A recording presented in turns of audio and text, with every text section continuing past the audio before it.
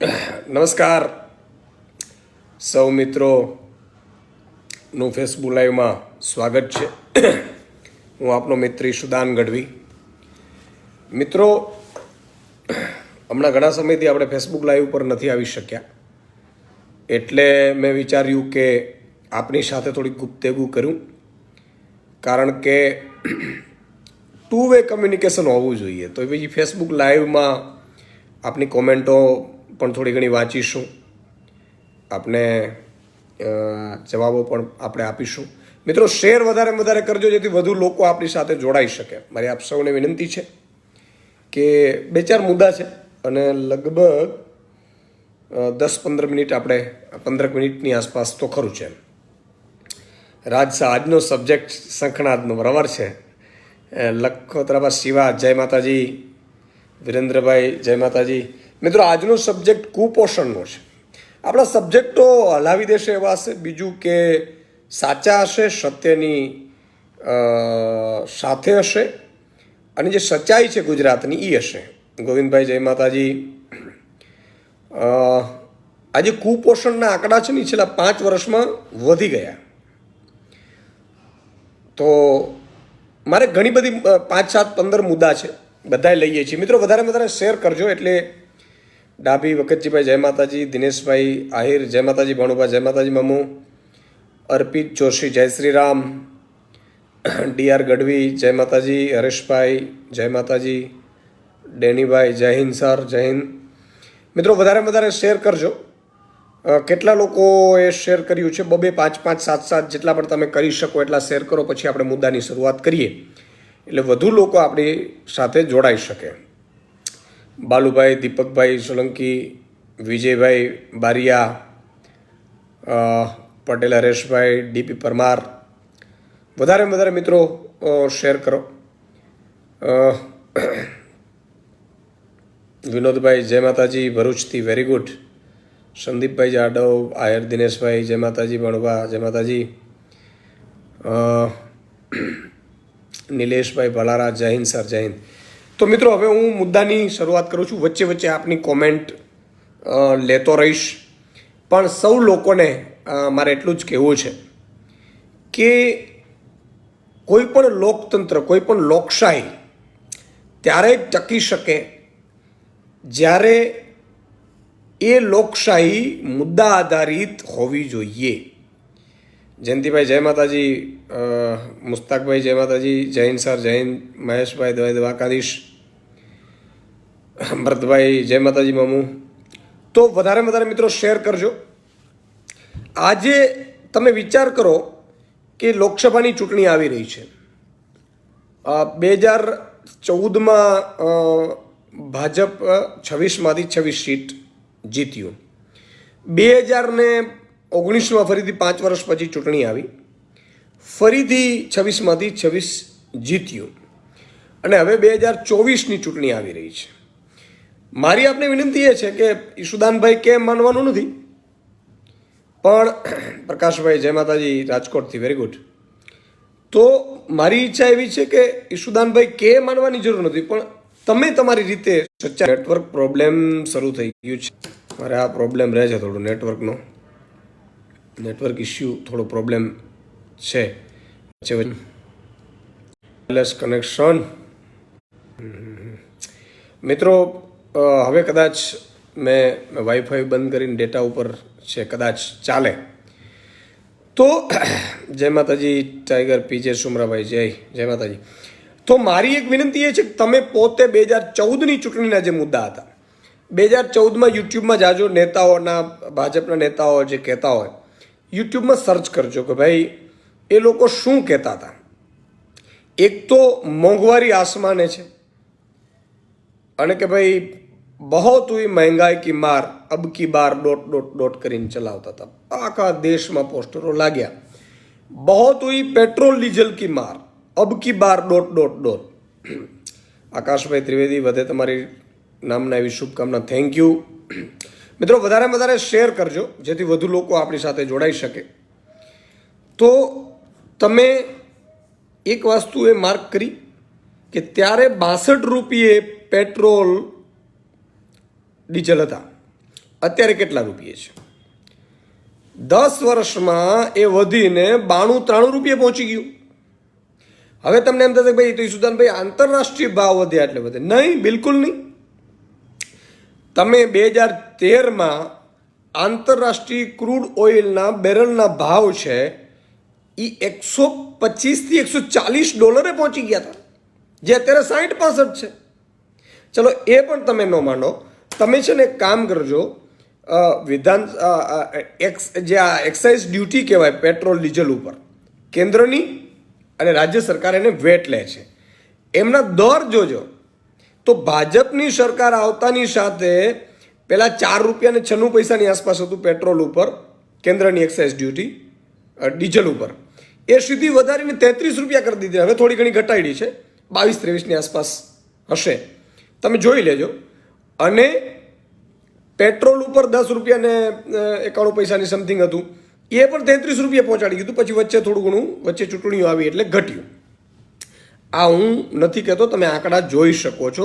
એટલે એમનો ટેક્સ વધારે નાખ્યો એટલે એક તો ભાજપને મોંઘવારી કે વધે કે ઘટે એમાંથી ભાજપને એક નયા પૈસાનો રસ નથી.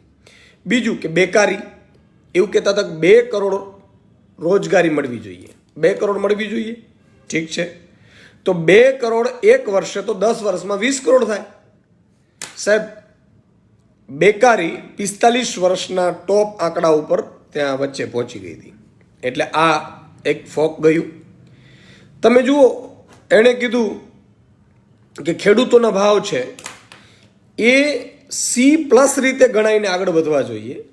અને સ્વામીનાથનનો રિપોર્ટ, સ્વામીનાથન સાહેબ હમણાં જ એક્સપાયર થયા, એમણે આખી કમિટી બની હતી અને એમણે ખૂબ વર્ષો સુધી રિસર્ચ કરીને ખેડૂતોને કેટલા ભાવ મળવા જોઈએ એના માટેનો એક રિપોર્ટ તૈયાર કરેલો સ્વામીનાથને. તો સ્વામીનાથનના રિપોર્ટની ભલામણોને લાગુ કરવામાં આવે, પાક વીમા યોજના લાવવામાં આવે. પાક વીમા યોજના કેવી લાવવામાં આવે કે ખેડૂતનો પાક ઉપડી ગયા પછી પણ જો વરસાદ પડે તો પણ આવરી લેવાનો, એ ખરામાં લઈ જાય તો પણ આવરી લેવાનો. આ બધું વિડીયો છે, વિડીયો બનાવેલા છે, એ આપણા મોદી સાહેબના જ વિડીયો છે, તમે જોઈ લેજો. ખેડૂતોનો ભાવ 2014માં ₹1800 કપાસનો ભાવ હતો, અત્યારે 1300, 1400, 1500 વેચાય છે. તો જે પેટ્રોલ ડીઝલ ₹30-32 વધી ગયું, તો મારો ખેડૂત છે એ પેટ્રોલ ડીઝલ ભરાવતો હશે, ટ્રેક્ટરમાં એને આવવા જવામાં, બાઇકમાં, ગાડીમાં પેટ્રોલ ભરાવતા હશે, તો એને ₹30 વધ્યા, એની બદલામાં તમે ભાવ ઘટાડી દીધા. પ્રધાનમંત્રી ફસલ વીમા યોજના લાવ્યા, ગુજરાતમાં પ્રધાનમંત્રી ફસલ વીમા બંધ કરી દીધી. હું એટલા માટે આપને કહી રહ્યો છું કે તમને સચ્ચાઈ હકીકત ખબર પડે. મિત્રો, વધારેમાં વધારે શેર કરજો એટલે વધુ લોકો આપણી સાથે જોડાઈ શકે. અચ્છા, હવે ખેડૂતોનું ભલું ન થયું, થોડા ઘણા એ લોકોએ 2000 ને 4000 આપવાનું કરી. બીજું કે જ્યારે ડુંગળી ખેડૂતોના ખેતરમાં આવે એટલે એક્સપોર્ટ ઉપર એક નોટિફિકેશન આવે કે ભાઈ કાલથી નિકાસ બંધ, એટલે ગગડી જાય. એ કોણ કરે છે? તો કેન્દ્ર સરકાર કરે છે. શું કામ? તો કે ભાઈ ડુંગળીના ખેડૂતોને ભાવ ન મળવા જોઈએ, એ જશે. બીજું તો શું હોય? બીજું કે અહીંયા ₹2 કિલો વેચાતી હોય અને એ ડુંગળી ત્યારે જ સેમ અમદાવાદની કે બીજી બજારોમાં તો ₹55 વેચાય છે કિલો. એટલે તમે વ્યવસ્થા ગોઠવી ન શકી. ઘણા લોકો એમ કે ભાઈ મધ્યમ વર્ગને મોંઘવારીનો માર પડે, પણ મધ્યમ વર્ગને તો 55 જ મળે છે ભાઈ, ખેડૂતને ₹2 મળે. એટલે એ ફ્લોપ ગયા. એનાથી આગળ આવો, આરોગ્ય. આજે કોઈ પણ જગ્યાએ આપણે અકસ્માત થાય તો દિલ્હીમાં એવી વ્યવસ્થા છે કે 1 લાખનું બિલ આવે, 1 કરોડનું બિલ આવે, ત્યાંની અરવિંદ કેજરીવાલજીની સરકાર ભોગવે છે દિલ્હીમાં.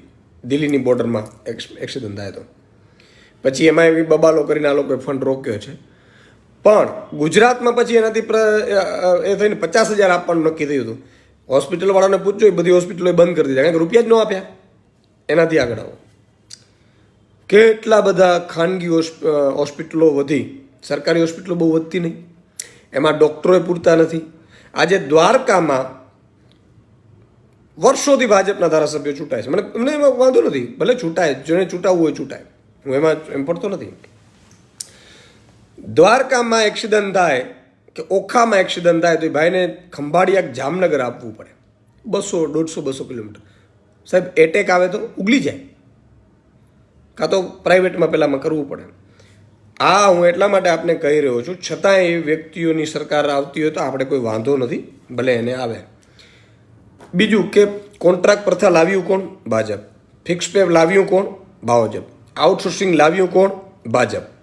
હવે જ્ઞાન સહાયકો બધા આંદોલન કરે છે, એ જ્ઞાન સહાયકો એક નોટિફિકેશન સાથે આવ્યા કે ભાઈ તમને 11 મહિનાના કોન્ટ્રાક્ટ ઉપર, બરાબર, પછી 11 મહિને કરીશું. એ લાવ્યું કોણ? ભાજપ.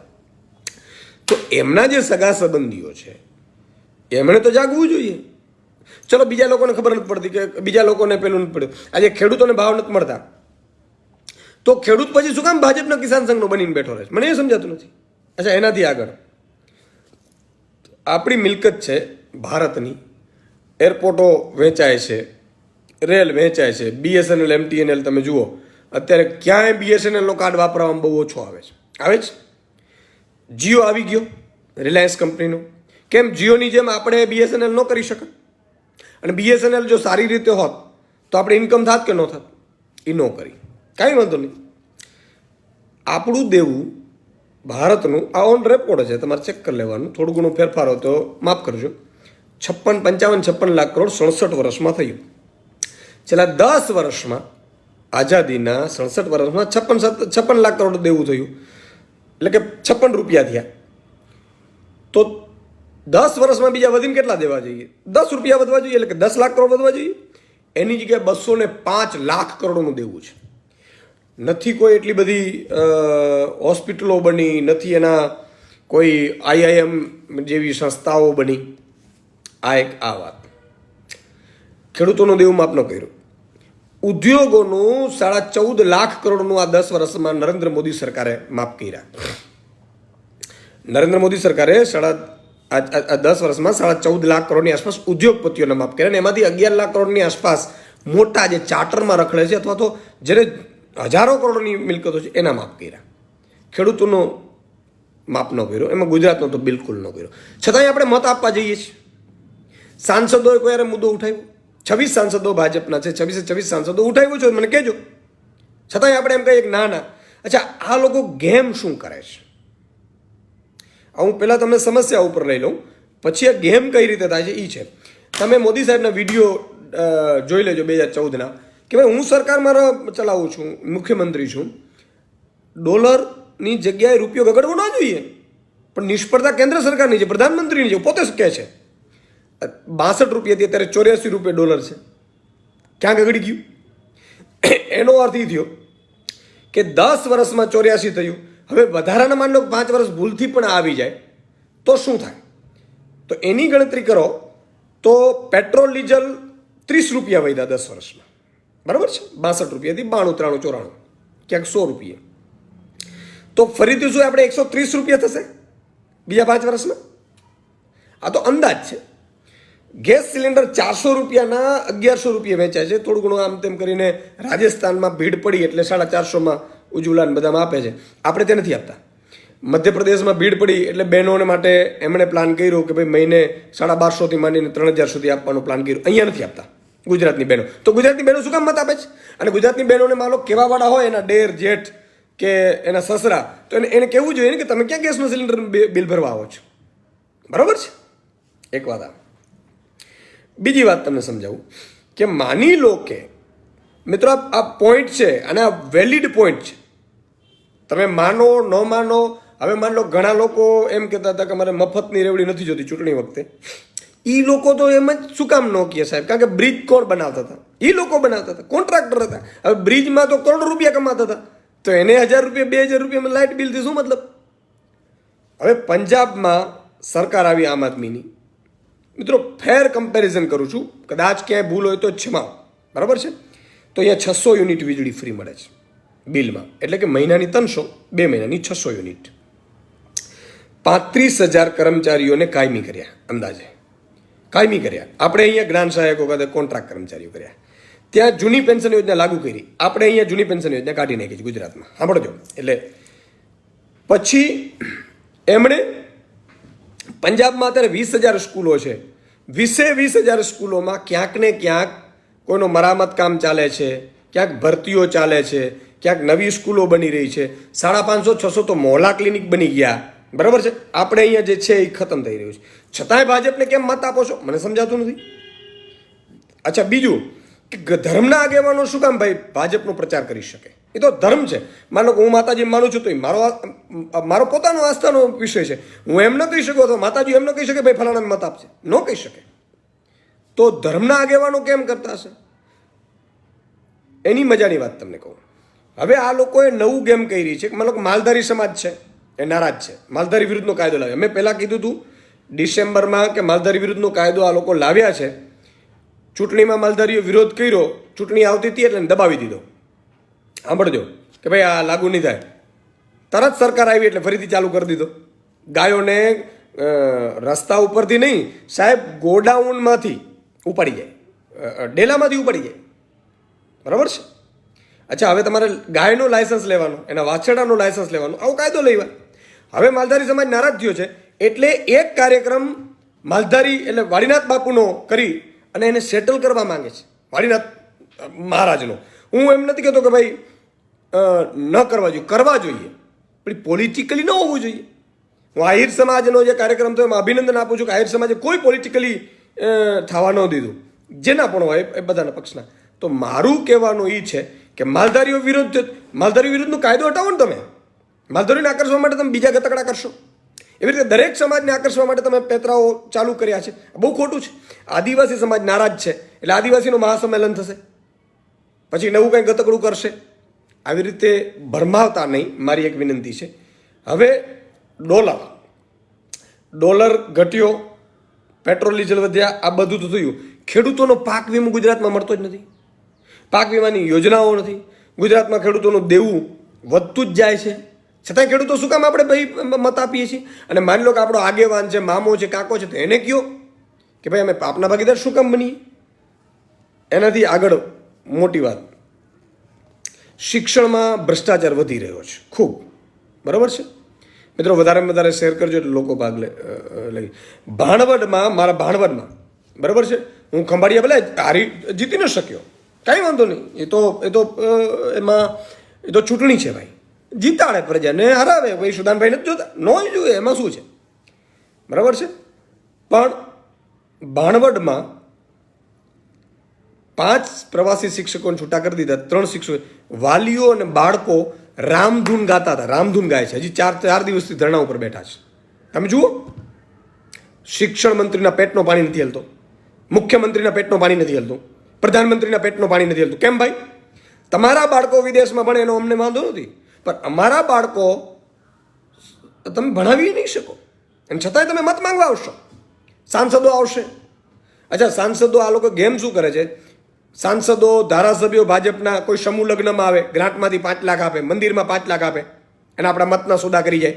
અરે ભાઈ, એ તમારા ક્યાં છે? એ તો અમારા જ છે. ગ્રાન્ટના રૂપિયા, ગ્રાન્ટના તો એમને તમારે આપવા પડે. તો મારું કહેવાનું એ છે કે આપણે જાગવું પડશે મતદાનને લીધે. બરાબર? પછી આપણે શું કરીએ છીએ કે ધારાસભ્ય, સાંસદ આપણા લગ્નમાં આવી જાય, પ્રસંગમાં. ઘણા લોકો મને એમ કહે છે કે સુદાનભાઈ તમે ખંભાળિયામાં બધે આવો લગ્ન પ્રસંગમાં. સ્વાભાવિક છે, મુદ્દા માટે મેં આ શંખનાદે ચાલુ કર્યું છે. આપ સૌને ખબર હતી જીએસટીવી ઉપર 7:30 થી 8:30. એ તો હું જીએસટીવીને અભિનંદન આપું છું, કિશોરદાન ગઢવીને લોકોનો અવાજ ઉઠાવવા માટેની તક આપી. સાહેબ, નહીં તો કોઈની હિંમત નથી. એને ત્યાં ઈડીની નોટિસ આવી ગઈ. હું અવાજ ઉઠાવું છું અને એકદમ ન્યુટ્રલ કરું છું. હું ત્યાં મારે કોઈ કાંઈ પોલિટિકલ કરતો નથી. હું સ્ટુડિયોમાં અને હું જાહેરમાં કહું છું, હું જે પણ કહું એ સત્ય માટે જ કહીશ. મારો કોઈ સ્વાર્થ નહીં હોય. છતાંય અવાજ ઉઠાવવાનો તો તમે નોટિસ ફટકારો અને છતાંય આપણે એને ભાજપને મત આપીએ છીએ. ઘણા મારા અચ્છા, બીજું કે હવે છતાંય ભાજપમાં બધા કેમ જોડાય છે? નકલી કચેરીઓ પકડાય છે, નકલા આઈપીએસ પકડાય છે, નકલી આઈએસ અધિકારીઓ પકડાય છે, નકલી ખાતર પકડાય છે, નકલી જંતુનાશક દવા પકડાય છે. તમે ક્યાંય પણ બીમાર પડો તો લાગવગ વગર તમારું કામ નથી થતું. છતાંય આ ભાજપમાં જોડાય છે કોણ અને શું કામ જોડાય છે? એ ભાજપે સર્વે કરાવ્યું કે ભાઈ 200 થી 500 મત કે 1000 મતના કોણ છે સમાજના આગેવાનો, લીડરો કોણ છે, એને શું કહે ભાઈ તને કોન્ટ્રાક્ટમાં કામ મળશે, એ કંઈક લાલચો આપતા હશે, આપણે ખબર નથી. જો આટલું બધું થાય, આદિવાસી સમાજમાંથી હમણાં આદિવાસી લીડર એક જોડાયા, પૂર્વ ધારાસભ્ય. હવે આદિવાસી સમાજમાં પૈસા કાનૂન એક્ટ ઝારખંડમાં હેમંત સોરેને લાગુ કર્યું, તો ગુજરાતમાં કેમ નથી કરતા ભાઈ? અમે કહેતા હતા કે ભાઈ અમે લાગુ કરીશું. સ્વાભાવિક છે, કદાચ ન આવ્યા આદિવાસી સમાજને હજી એક સીટ આવી, વધારે બીજી આવશે ત્યારે કરીશું. પણ તો એ શેના આધારે જોડાણો? ભાઈ પૈસા કે એક લાગુ કરો ને ભાજપ વાળાને કહીને, એ નહીં કરે. આદિવાસી સમાજમાં સારી સ્કૂલો નહીં બનાવે. આદિવાસીનો દીકરો ભણે એમાં રસ નથી ભાજપને, અભણ રહે એમાં રસ છે. આદિવાસી સમાજનો મંત્રી બનાવ્યો, શિક્ષણ મંત્રી, પણ એની તાકાત નથી દરેક સ્કૂલમાં પૂરતા શિક્ષકો આપી શકે. તો તમે સાહેબ ક્યાં સુધી પ્રજાનું શોષણ કરશો? અને આમાં હું ખોટો હોય તો મને પણ 2-4 ગાળો દેજો સાહેબ, ક્યાંય મારાથી ભૂલ થતી હોય તો હું પણ ગાળાનો અધિકાર છું. ભાઈ ગાળા કરીને પણ હું મારા એ ગુનામાંથી છૂટું. સવાલ એ છે યાર. અચ્છા, બીજું કે ઈશુદાન ગઢવીને શું લઈ જવું હતું? હવે તમે જુઓ, બધાની ઉંમર જુઓ, 60 વર્ષે રિટાયરમેન્ટ થાય તો 58 થાય છે. નેતાઓ બધા મુખ્યમંત્રી છે, પ્રદેશ પ્રમુખો છે, પ્રધાનમંત્રીઓ છે, આ 75, 65 વર્ષના. અરે યાર, હવે તો તમે આરામ કરો, ભગવાનનું રામનું નામ લો, મોક્ષ મેળવવા માટે કર્યા કરો. હવે તમારે એ ધંધા કરવાની ક્યાં જરૂર છે? સેવા તમારી થઈ ગઈ, બીજા યંગને આપો. તમે જુઓ, આ બધા લોકો, આજે ઈશુદાન ગઢવી 41 વર્ષનો છે, બરાબર? તો હું 60નો થઈશ તો મારે પણ બધું છોડી દેવું છે. મેં નક્કી કર્યું છે. એમાં સત્તા મળે તો ઠીક છે, ન મળે તો ઠીક છે, કાંઈ વાંધો નહીં. પ્રજાએ ન આપવું, પ્રજાએ આ જ હલાવવું તો મને કંઈ વાંધો જ નથી ભાઈ. મારા પિતાશ્રીનું તો કંઈ જાતું નથી. બેકારી, મોંઘવારી, શિક્ષણમાં સાહેબ એટલા લોલમ લોલ, એટલા કુપોષિત બાળકોની સંખ્યા ખૂબ વધી ગઈ. બીજું કે ધર્મગુરુઓ કેમ નથી બોલતા? આજે માલધારી સમાજ વિરુદ્ધ કાયદા લાવ્યા, તો હું તો એમ કહું છું, અપીલ કરું છું બધા માલધારી સમાજને કે ભાજપના તમારી પાસે નેતાઓ આવે મત માંગવા, તો એને કહો કે ભાઈ માલધારી વિરુદ્ધનો કાયદો પાછો લો. અચ્છા, એમાં શહેરોવાળાને એવું કીધું કે જો તમારે આ માલધારીઓને અમે અંદર કરી દઈશું. માલધારીઓને એવું કહે છે કે એક કાર્યક્રમ આપણે કરી દઈશું ધર્મનો, તમે આવી જજો. શહેરના લોકોને પણ મારી વિનંતી છે કે માલધારીઓનો વાંક જ નથી. હું તો ત્યાં જઈ આવ્યો છું, આંદોલનમાં જઈ આવ્યો છું. એમાં એવું છે કે ગૌચરની જમીનો હતી બધી, એ ભાજપવાળા અથવા એના મળતી હોય, દબાવી લીધી હોય. સાહેબ 5 કરોડ ચોરસ મીટરની આસપાસ જમીન છે, એ ગુમ થઈ ગઈ ગૌચરની. તો આ માલધારીઓ જાય ક્યાં? તો તમે ગાયો માટે તમે જમીન ખાલી કરાવો. એટલે જમીન ખાલી નથી કરાવી, પણ ગાયો છે એને ઘરમાંથી ઉપાડી જવી છે. માતા બહેનોને મારે સાહેબ, માલધારી દીકરીઓને મારે. આજે પટેલ સમાજની દીકરીઓને સાહેબ આંદોલન વખતે ઘરમાંથી કાઢીને આ લોકો મારતા હતા. આપણે બહુ આમ ગુસ્સો આવી જાય. છતાં એ આવો લોકો ભૂલી કેમ જતા હશે મને એ સમજાતું નથી. આપણે હિંમતથી લડી ન શકીએ તો કાંઈ નહીં, પણ સત્ય હોય તો ઘરમાં બેસીને જે દિવસે મતદાન થાય ત્યારે તો આપણે વિચારીએ ને કે ભાઈ આ તો સત્ય છે. એટલે આ એક મારી પીડા છે. ગુજરાતનું દેવું છે, તમે વિચાર કરો, 3,30,000 કરોડનું બજેટ છે, એનાથી દેવું તો વધી ગયું છે. હજી તમે વિચાર કરો 4 લાખ કરોડની આસપાસ છે. આ 5 વર્ષ પૂરા થશે તો એ 8 લાખ કરોડની આસપાસ 4-5 લાખ કરોડની આસપાસ પહોંચી શકે. અને આ બધું થયા પછી ભાજપમાં કોણ જોડાઈ રહ્યા છે, અને છતાં એ પાછા ચૂંટાઈ જતા હોય તો એમાં ભાજપવાળાનો બિલકુલ વાંક નથી. બરાબર છે, ભાજપવાળાનો બિલકુલ વાંક નથી. કેમ કે આપણે એ વારંવાર મૂર્ખ બનાવવામાં હોશિયાર છે, એ ખેલ કરી શકે છે. બરાબર છે. આજે જે જોડાઈ રહ્યા છે એ પોતાની લાલચથી અથવા તો પોતાની કેરિયર બનાવવા માટે જોડાઈ રહ્યા છે. બરાબર. પણ ફરીથી આપણે ચૂંટીએ શું? માનો વિસાવદર છે, વિસાવદરમાં મેં સાંભળ્યું કે ધર્મગુરુઓને કેવડાવે કે આને લઈ આવો. શું કામ પાપ કરો છો? બરાબર છે. બીજું કે તમે, ચાલો હું એમ કહું છું કે આમ આદમી પાર્ટીના હજી 4 ધારાસભ્યો છે, એ કમલમમાં હું પોતે આવીને તમને સોંપી જાઉં. ખેડૂતોને દેવું માફ કરી શકશો? આખા ગુજરાતનું આરોગ્ય મેડિક્લેમ કાઢી શકશો? તમે કહો કે ગુજરાતમાં અમદાવાદ, વડોદરા, સુરત, રાજકોટ 100 આલાગ્રાન હોસ્પિટલ આપણે સ્કૂલો સારી બનાવી શકશો? સરકારી બધા શિક્ષકોને કાયમી કરીને ભરતી કરી શકશો? આઉટસોર્સિંગ પ્રથાને કોન્ટ્રાક્ટ કર્મચારીઓને કાઢી કાયમી કરી શકશો? જૂની પેન્શન યોજના લાગુ કરી શકશો? તો કરો ને, લઈ જાઓ. હાલો, હું છોડી દઉં યાર રાજનીતિ. મારે શું શોખ છે? મારે કંઈ આમાંથી કંઈક આમાં હું તો કર્મના સિદ્ધાંતમાં માનું છું. મારે ધંધો નથી કરવો. હજી તમે જુઓ બધા લોકો જોડાઈ રહ્યા છે, પણ જે જોડાઈ રહ્યા છે એને સપોર્ટ કોણ કરી રહ્યું છે? આપણે કરી રહ્યા છીએ. એ સગો મામો હોય, સગો કાકો હોય, તો આપણે એટલું તો કહી શકીએ ને. જો મહારાણા પ્રતાપને આપણે એટલે વખાણીએ છીએ કે મહારાણા પ્રતાપ એ સમયે અકબરની સામે લડ્યા. એ કોણ હતું, કઈ રીતે માન નથી પડવું, પણ માનસિંહ ચૌહાણે અકબરની ગુલામી સ્વીકારી લીધેલી. તો માનસિંહને કોઈ યાદ નથી કરતું. એવા તો કેટલાય દાખલા છે. કોણ છે, કઈ રીતે જેમ નથી પડવાનું. સાહેબ ત્યારે પણ આવી જ વ્યવસ્થાઓ હતી. સત્તાના દબાણ કરે, તમારી ક્લિપો બનાવી નાખે, તમને ખોટા કેસમાં ફસાવી દે. ચેતર વસાવાને એમની પત્નીને 2-3 મહિના તમે જેલમાં રાખો છો સાહેબ, કાંઈ નહીં. અને છતાં એમ કહો કે આદિવાસી સમાજની બધી સીટો અમે જીતી જશું, તો આપણામાં વાંક છે. એટલે મારી સૌને આપણે વિનંતી છે કે આટલું બધું થયું. અચ્છા, હવે શું આવે છે? 2014ના મુદ્દા હતા કે મોંઘવારી ઘટવી જોઈએ, ડોલર છે એ 60ની નીચે હોવો જોઈએ, ગેસનો સિલિન્ડર 400થી નીચે હોવો જોઈએ, ખેડૂતોનું દેવું માફ થવું જોઈએ, ખેડૂતોને પૂરતા ભાવ મળવા જોઈએ, અને ખેડૂતોની એવી વ્યવસ્થાઓ હોવી જોઈએ, આરોગ્ય વ્યવસ્થાઓ હોવી જોઈએ, તો ગરીબો વંચિતો શોષિતો માટેની સ્કીમો હોવી જોઈએ. તો એ બધું કેમ નથી થતું? અને હવે મોટા ઉદ્યોગપતિઓની જ દેવા માફ થાય છે, તો એ મુદ્દા કેમ નથી આવતા? નહીં સમજીએ આપણે તો આ લોકો તો આપણે મૂર્ખ બનાવતા જ રહેશે. અચ્છા, આ લોકોની એક્સપર્ટાઇઝ શું છે ખબર છે? બધાને જોઈન્ટ કરે છે. જોઈન્ટ શું કામ કરે છે? સામે કોઈ બોલે નહીં. માનો ઘણા ફેસબુક લાઈવ 5 દિવસ 25 દિવસ તમે કન્ટિન્યુ કરશો ને ભાજપ વિરુદ્ધ, એટલે ભાજપના નેતાઓ આવશે. યાર સામા પ્રવાહે ન તળાય, આવી જાઓ ને, એટલે એ ફેસબુક લાઈવ બંધ થઈ જાય.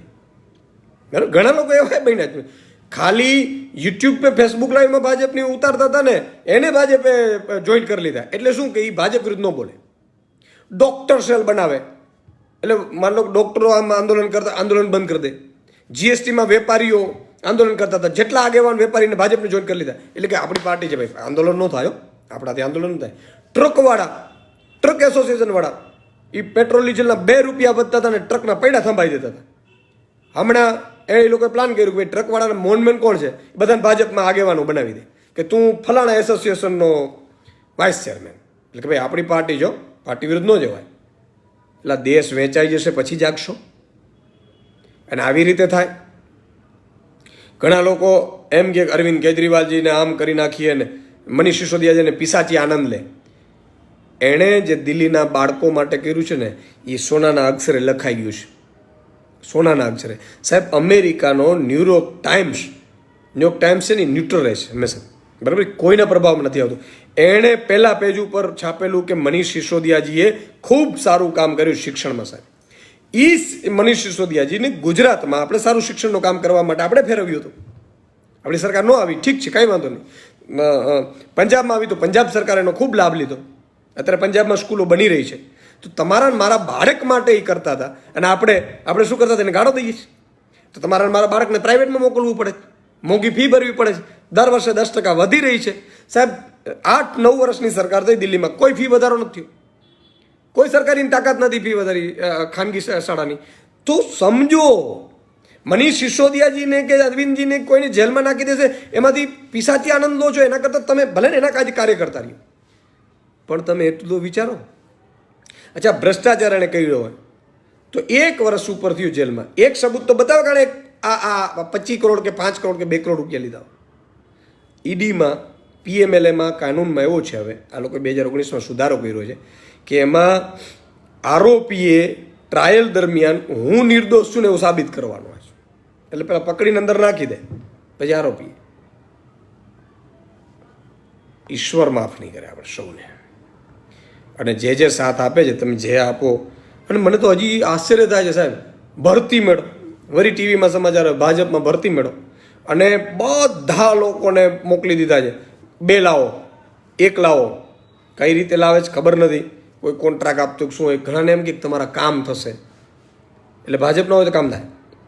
અચ્છા, તમને તમારા કામ થઈ જશે, પછી તમે જેને મત આપવા માટે કહેશો તે બાપના ભાગીદાર નહીં મળો. તમારા દીકરાને કે તમે તમારા મામા કાકાને કહેશો તો મામા કાકા માટે બાળક માટે સ્કૂલ તો બનાવી નથી, ગેસનો સિલિન્ડર તો 450 આપતા નથી, મહિને 3000 રૂપિયા તો આપતા નથી મહિલાઓને, તમારા કાકાને. તો એ તો કયો, એ નહીં કે. તો મિત્રો જાગજો, નહીં જાગો તો કંઈ વાંધો નથી. આમાં તો યુગોથી આ સૃષ્ટિ ચાલતી આવે છે. પણ પીડા ત્યારે થાય, આજે વિચાર કરો કે માનો આમ આદમીની સરકાર હોત તો હું દાવા સાથે કહું છું કે 300 યુનિટ વીજળી ફ્રી મળે. ઘણા લોકો એમ કહે કે અમારે નથી જોતી, સેલ્સમાં લાઈન લાગે છે. એ નથી જોતી કેનારા કોણ છે? ભાજપના કાર્યકર્તાઓ તો ભાજપના કોન્ટ્રાક્ટરો હશે. પ્રજાને શું? અચ્છા, બીજું, આ લોકોએ ધર્મનો એવો નશો પાયો. રામ ભગવાન ક્યાં કોઈને બાપના છે? અને મંદિર બનવું સૌ માટે ગર્વ હોય છે, પણ મંદિરના નામે મત ક્યારે ન મંગાય? ક્યારેય ન મંગાય. ભગવાન આજે નહીં તો કાલે કોઈને માફ થોડું કરશે. ઠીક છે, જે કરે. મારે તો તમને એટલું કહેવું હતું કે આ હકીકત છે. જાગો તો ઠીક છે, ન જાગો તો કાંઈ વાંધો નહીં. આજે શંખનાદમાં કુપોષણનો મુદ્દો છે. સોમથી શુક્ર હું 7:30 વાગે તમારા મુદ્દા માટે ડબલ રોલ કરી રહ્યો છું. બધા લોકો જોજો. અને આમાં દરેક પાર્ટીના કાર્યકર્તાઓના દીકરા અને એના દીકરીઓને એના સંતાનો માટેના મુદ્દા હશે. મારે કંઈ પર્સનલી કોઈ લાભ લેવો નથી, સમજી લેજો. એટલે હું જે મુદ્દો ઉઠાવીશ એ તમે નહીં બોલી શકો. ઘણા ભાજપના કાર્યકર્તાઓ બિચારા નહીં બોલી શકે, ભાજપ વિરુદ્ધ આંદોલન નહીં કરી શકે. કારણ કે આ લોકો એટલા માટે જ પ્લાન કર્યો કે ભાઈ એમાં જોડી લ્યો તો આંદોલન ન કરાય. માન લો કે આજે કોર્પોરેટરો હતા સુરતમાં આમ આદમીના, કાલે બેન શ્રી રચનાબેન, પાયલબેન, ગોપાલભાઈ બધાએ ખાતમુહૂર્ત કરવા ગયા શિક્ષણની સ્કૂલનું. પોલીસને મોકલીને ઉપાડાવી લીધા. મારે કેવું છે, બીજા કોર્પોરેટરો હતા આમ આદમીમાં, એ વયા ગયા ભાજપમાં. એ તો આના ભાગ ન બની શકે ને. એને તો હવે શું, ભાજપ કહે એટલું કરવાનું. એટલે આપ સૌને મારી વિનંતી છે, જાગો, બીજા 10ને જગાડો. અને મતદાન, તમે જે પીડા ભોગવો છો એ સરકારના કારણે હોય છે. પંજાબમાં હોય તો પંજાબની સરકાર આવે, મધ્યપ્રદેશ હોય તો મધ્યપ્રદેશની સરકાર. ક્યાંય લાંચ આપવી પડે તો બીજી વારી સરકારને ચૂંટવી નહીં. ખેડૂતો સવારમાં વહેલા ઉઠીને એપીએમસીમાં જાય, એપીએમસીમાં ભાવ ન મળે, ખાલી 2 વખત ગાળો દેવાથી કંઈ નથી થતું. એ સરકાર બદલો એટલે ભાવ મળવાનું ચાલુ થઈ જશે. બરાબર છે? પછી આપણે જેને ભાજપને એને જ મત આપતા હોઈએ તો આપણો વાંક છે, એનો નથી. ત્રીજું, કે ક્યાંય હોસ્પિટલમાં જાઓ, ડૉક્ટર ન હોય તો તમારે વિચાર કરવાનો કે આ સિસ્ટમ બદલીએ. સિસ્ટમ કોણ બદલે? સરકાર બદલી શકે. એકવાર ભાજપને મત ન આપો તો એ તરત જ એનો સુધરી જશે. આ લોકોને કેમ ડર નથી? મધ્યપ્રદેશમાં બહેનોને 1250થી માંડીને 3000 રૂપિયા આપવાની વાત કરી, ગુજરાતમાં કેમ ન કરી? ખબર છે, ગુજરાતમાં લગભગ એમના કાર્યકર્તાઓ છે. કાર્યકર્તાઓના નામે, પાર્ટીના નામે, ડિસિપ્લિન નામે મજા. પેજ પ્રમુખોને મારી વિનંતી છે, જોજો તમારા સંતાનો માટે તમે લડજો. તમે કરોડપતિ નથી, તમે ડેટા જોઈ લેજો. અને સોશિયલ મીડિયા ઉપર એ લોકોએ 5, 25, 100 લોકો રાખી ભાડે અને કંઈ કરાવતા હોય તો એનાથી ભરમાવવું નહીં. હા, પછી બીજું કે 50 વર્ષ પહેલાંની કાંઈ વાત આવશે જૂની, કે નહેરુએ આમ કર્યું. હા, તે શું કર્યું? બીજું કે 2047માં ભારત વિકસિત હશે. પણ શું કામ એવું કહેતા હતા? આ પહેલાં 5-5 વર્ષનું કરતા, સમજો. 2017માં એવું કહેતા હતા ખેડૂતોની આવક ડબલ થશે 2022માં, કહેતા હતા. ઓન રેકોર્ડ છે, બધાએ કીધું. 2024 હાલે છે, આવક ડબલ થઈ, જાવક થઈ ગઈ. હવે શું કહે છે? હવે 5 વર્ષનું કહેવાનું જ નહીં તો ભરાઈ જઈએ. 2047, વાહ ભાઈ વાહ, વિકસિત, મજા કરો. તો જાગજો આ બધી વસ્તુથી. નહીં જાગો તો આપણે જ ભોગવવું પડશે. જય હિન્દ, જય ભારત. મળતા રહીશું ક્યારેક. અને આજે શંખનાદમાં કુપોષણનો મુદ્દો છે, હું ફોન લાઈન પણ ખોલું છું, આપ એમાં પણ જોડાઈ શકો છો. અને દરરોજ વધારે લોકો આપણી સાથે જોડાય એ માટે આપ લોકોને, હું છે ને પ્લાન એવું પણ કર્યું છે, બપોરે 12 વાગે 12:30 ફરીથી ફેસબુક ઉપર લાઈવ કરાવડાવું છું. એટલે કદાચ સાંજે માન લો તમે જોતા રહી ગયું હોય તો મારા પેજ ઉપર પણ જોઈ શકો છો. મારા યુટ્યુબ ચેનલ માં પણ આવતું હોય છે કાર્યક્રમ, GSTVની યુટ્યુબમાં પણ હોય છે. મારી યુટ્યુબને પણ સબસ્ક્રાઈબ કરજો, વધારે નોટિફિકેશન બેલ બટન, એટલે તમે વધારે જે મુદ્દાઓ હોય એનાથી વાકેફ થશે. અને મેં કીધું કે મારે એમાં કોઈ જે સચ્ચાઈ હશે એ આપણે કહેશું, બરાબર છે. અને બહુ હવે ઓછા બચ્યા છે સાથ આપો તો ઠીક છે, નહીં તો મેં તો જોયું છે ઘણા લોકો જોજો ખૂબ વિરોધ કરતા હોય, પછી આવે ગોઠવાઈ જાય તો હા કાંઈ વાંધો નહીં. બહુ ધ્યાન રાખજો. જય હિન્દ, જય ભારત.